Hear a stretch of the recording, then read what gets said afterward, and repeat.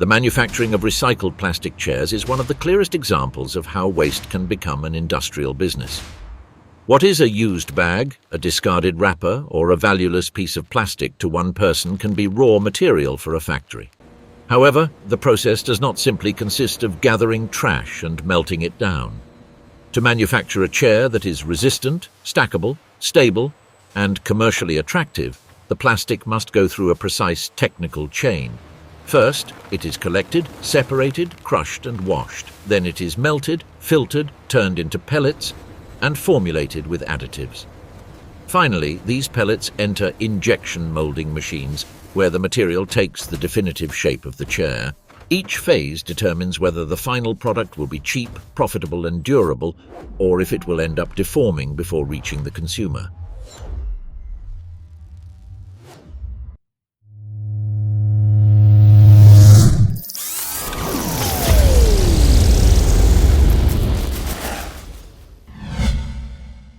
The process begins long before a chair exists. It starts in the collection circuit of used plastic. In homes, businesses, markets, collection centers, municipal plants, and recycling points, waste accumulates that, at first glance, seems to have little value. Supermarket bags, packaging films, flexible wrappers, polyethylene scraps, and discarded plastic pieces form part of a material stream that can be transformed into a new line of products. The key lies in separating the useful from the contaminant. Not all plastics can be used to manufacture recycled chairs. Each type of polymer has different properties. Some melt at different temperatures, others are more rigid, others degrade easily, and some can release undesired compounds during processing. Therefore, the first major stage is classification. In many plants, the material arrives mixed with paper, cardboard, metals, organic remains, PET bottles, PVC fragments, and other waste. If all of that entered the production line together, the result would be an irregular, fragile plastic with stains, bubbles, bad odor, or internal defects. Classification combines automated systems and manual review. Conveyor belts move tons of waste while operators and sensors separate non-compatible materials. In more advanced facilities, optical readers, density separators, air currents, magnets, and detection systems are used to remove metals, labels, and incorrect polymers. In other plants, the visual experience of the workers remains fundamental. The objective is to gather a relatively homogeneous stream of recyclable plastic, especially polyethylene, polypropylene, or other materials suitable for molded products. Once the material has been separated, it is compacted to facilitate its handling. Flexible plastic occupies a lot of volume and weighs little, so transporting it loose would be inefficient. Hydraulic presses turn it into dense bales that can be stored, weighed, and moved with forklifts. This compaction allows the raw material to be organized before sending it to crushing.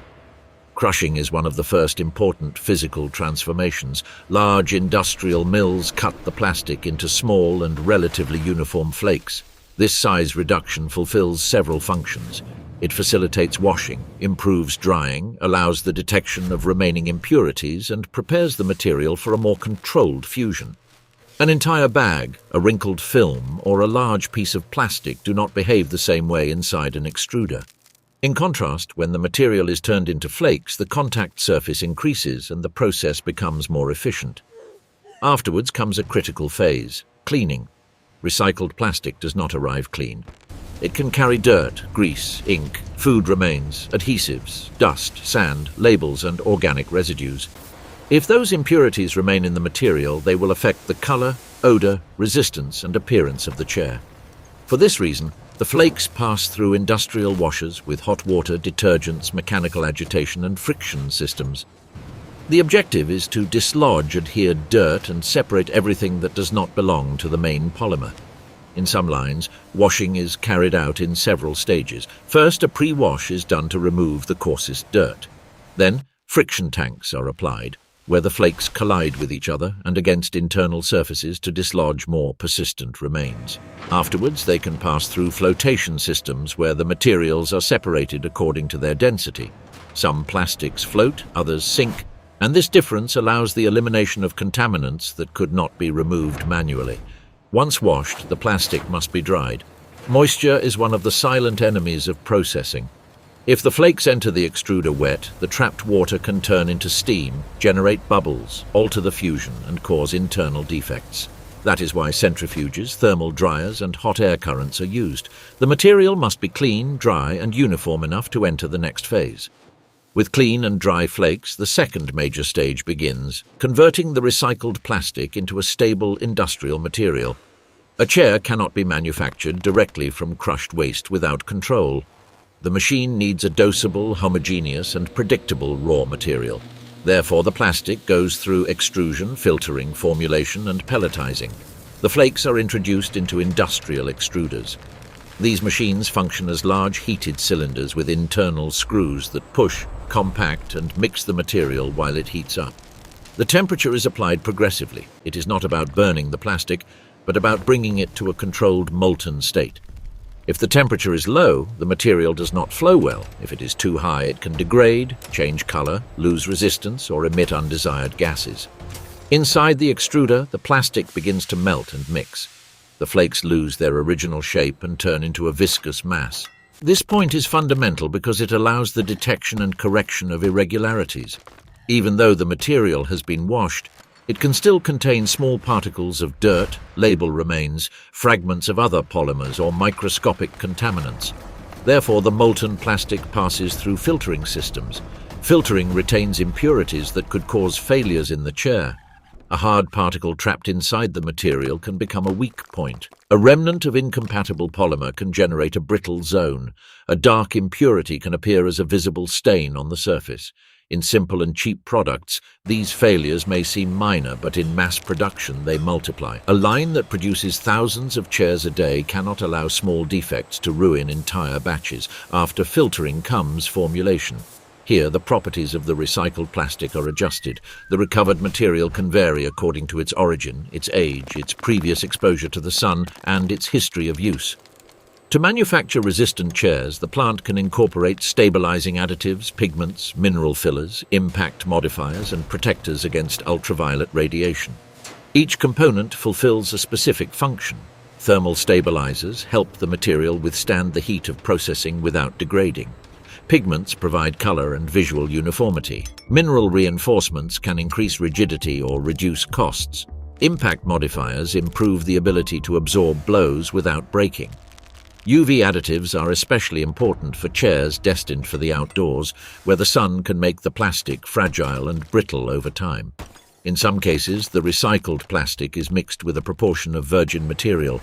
This does not eliminate the value of recycling. It allows the quality of the final product to be adjusted. A chair must withstand weight, flexion, dragging, stacking, and temperature changes. If the available recycled plastic has too much variability, mixing it with virgin material can stabilize the mechanical behavior. The proportion depends on the design, the market, the target price, and the quality requirements. When the mixture reaches a homogeneous consistency, the molten plastic is extruded into continuous filaments or strands. It is then cooled, generally with water or air, and cut into small granules called pellets. These pellets are the true raw material for the molding stage. They have a regular size, can be stored in bags or silos, are accurately dosed, and flow correctly inside the hoppers of the machines. Pelletizing fulfills a very important economic function. It allows the recycled plastic to be standardized and converted into a saleable industrial product. A factory can produce its own pellets for internal consumption or sell them to other industries. In both cases, the waste has already increased in value. What entered as used plastic comes out as technical granules, ready to feed production lines for furniture, buckets, crates, containers, flower pots, pallets, or chairs. Before sending the pellets to molding, technical controls are performed. Density, residual moisture, melt flow index, color, the presence of impurities, and the stability of the material are measured. The melt flow index is especially important because it indicates how the plastic will behave when it is melted and injected into a mold. If it flows too little, it will not fill the cavities well. If it flows too much, it can generate weak pieces or deformations. Much of the product's success is defined here. A recycled plastic chair may seem simple, but it needs a very precise balance between rigidity and flexibility. It must be strong but not brittle. It must be light but not weak. It must be able to be stacked, transported, and sold at low cost, but also resist repeated use. That balance is not achieved at the end, it is built from the formulation of the material. The third stage is the most visible, the moment when the recycled plastic becomes a chair. The pellets are loaded into injection molding machines. These machines are huge industrial systems capable of melting the plastic, pressurizing it, and introducing it inside metallic molds with the exact shape of the final product. The process starts when the pellets fall from a hopper into the plasticizing cylinder. There they are heated again until they melt. An internal screw pushes the material forward, mixes it, and prepares it for injection. When the necessary amount is ready, the machine closes the mold with great force. This clamping pressure is indispensable because the molten plastic will enter under high pressure. If the mold does not remain firmly closed, the material can escape through the joints and generate excessive flashes.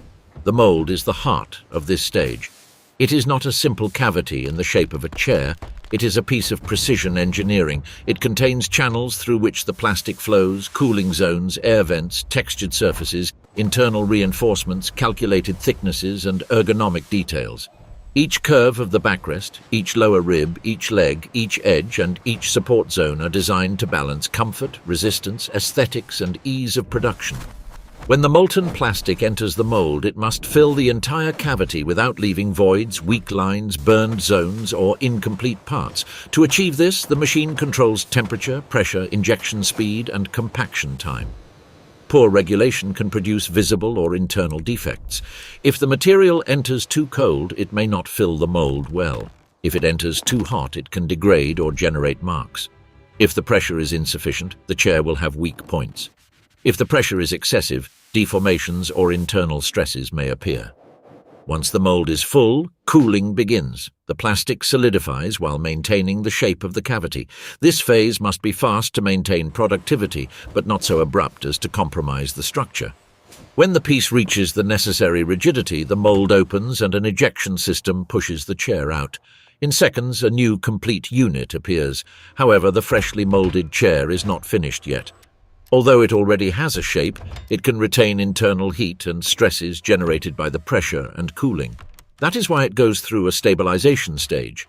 The pieces are left to rest or are conditioned under controlled conditions so that the material completes its structural adjustment. In simple terms, the plastic needs to finish settling. The molecular chains that became oriented during injection must relax more uniformly.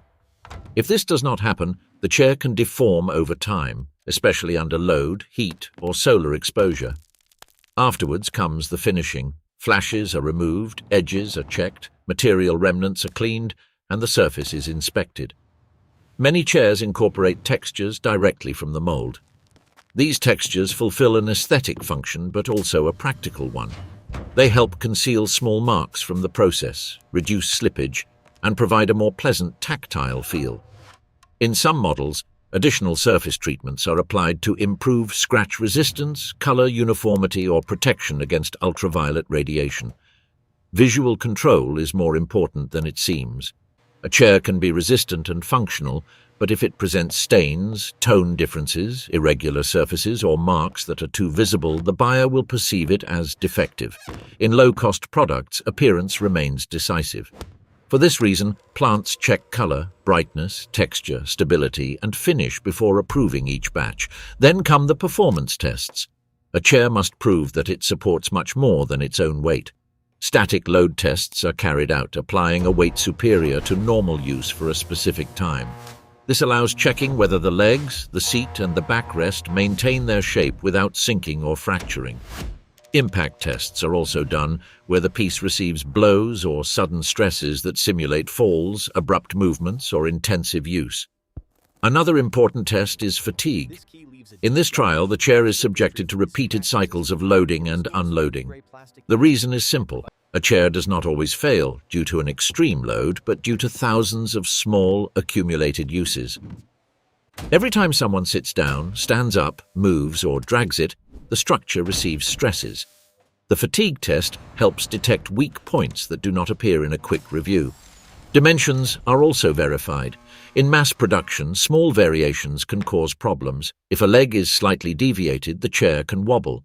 If the seat deforms, stacking can fail. If the backrest does not comply with the planned geometry, the batch can lose uniformity. That is why measurement tools are used to confirm that each unit respects the tolerances of the design. For chairs destined for the outdoors, environmental tests are applied. The pieces can be exposed to ultraviolet radiation, moisture, heat, and temperature changes in accelerated aging chambers. These tests simulate the wear that would occur over months or years of use. The objective is to verify that the material does not become brittle, that the color does not degrade too quickly, and that the structure maintains its resistance. Chairs that do not meet the standards are separated. Some can be reprocessed, especially if the defect allows them to be crushed and the material reincorporated into a new mixture. Others are discarded according to the type of failure. This point is also part of the business. Reducing internal waste improves profitability. The more defective material that can be recovered within the plant itself, the lower the economic loss. When the chairs pass the controls, they move to the organization and logistics stage. Their stackable design is not accidental. From the start, thought is given to how to occupy less space in warehouses, trucks, and containers. A chair that stacks well reduces transport costs, facilitates storage, and allows large quantities to be moved with less volume. In an industry with tight margins, that efficiency can mark the difference between winning and losing money. The units are grouped by model, color, batch, and commercial destination. They are labeled to maintain traceability. This allows knowing when they were manufactured, with what material on what line, and to which client they were sent. Then they are stored in covered, ventilated areas protected from extreme heat or direct solar exposure. Although the plastic is resistant, incorrect storage can deform pieces or affect the finish. Finally, the chairs are loaded into trucks, containers, or wholesale distribution systems. They can travel to stores, supermarkets, hardware stores, event centers, restaurants, public institutions, or export markets. What began as plastic waste ends up converted into a mass product, low cost, easy to transport, and in high demand. The profit of this industry does not arise from a single chair. It arises from the volume. Thousands of units produced in fast cycles with recovered raw material, optimized logistics, and molds capable of repeating the same shape over and over again. There lies the real business, converting tons of discarded plastic into useful, saleable, and repeatable products. A recycled plastic chair may seem ordinary, but it summarizes a complete chain of collection, engineering, chemistry, machinery, quality control, and commerce. Each unit represents the journey of a waste that was separated, washed, melted, filtered, reformulated, molded, and distributed until it's returned to the market as an everyday object.